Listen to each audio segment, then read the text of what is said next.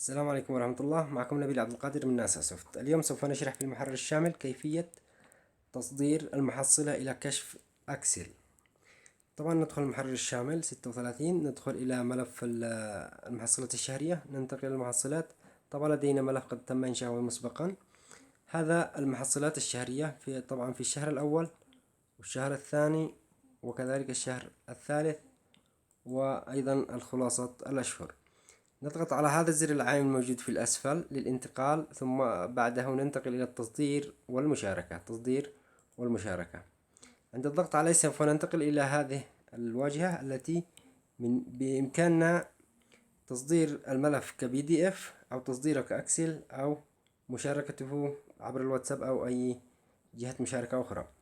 طبعا الفيديو مخصص للأكسل، لذلك سنضغط على تصدير الأكسل. تم الإنشاء كملف أكسل. لمعرفة أين تم إنشاء ملف الأكسل ننتقل إلى الذاكرة الداخلية. عند الذاكرة الداخلية سنجد دفتر المحرر الشامل. دفتر المحرر الشامل اللي هو بهذا الشكل، دفتر المحرر الشامل. نضغط عليه سوف نجد مثلا هذا الملف محفوظ باسم خامس علوم.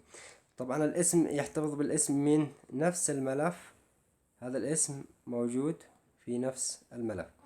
طيب، عند هذا ملف أكسل. وكذلك إذا أردنا احتفاظ بالملف على شكل بي دي اف نضغط على الزر العائم، ثم ننتقل إلى المشاركة والتصدير. وكذلك بإمكاننا أيضا تحديد الأشهر الذي نريد تحديدها فقط. فمثلا إذا لم تريد الشهر الثالث مثلا، بالنقر هنا سوف تستطيع تغيير الأشهر الذي تريد إضافتها. أيضا معنا الترويسة، إذا تريد تلغي الترويسة ممكن تلغيها باستخدام هذا الزر.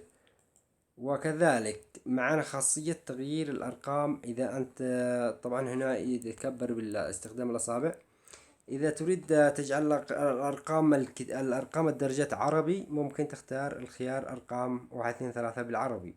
سوف يتم تغيير الأرقام إلى اللغة العربية. وكذلك تستطيع التصدير إلى بي دي اف بالنقر على أيقونة التصدير بي دي اف. سوف يتم تصدير الملف بشكل بي دي اف بمجرد النقر هنا. هذا ما أردنا شرحه. خلنا نشوف بس نطلع لكم على البي دي اف. هذا البي دي اف تم تصديره بشكل ملف بي دي اف. طبعا الترويسة تم إلغاها لأني ألغيتها في الضغط على الخيار، واستطيع أيضا استعادتها بتفعيل خيار الترويسة. هذا ما أردنا شرحه، وإن شاء الله سوف يكون هناك شروحات كثيرة على القناة في هذه الفترة.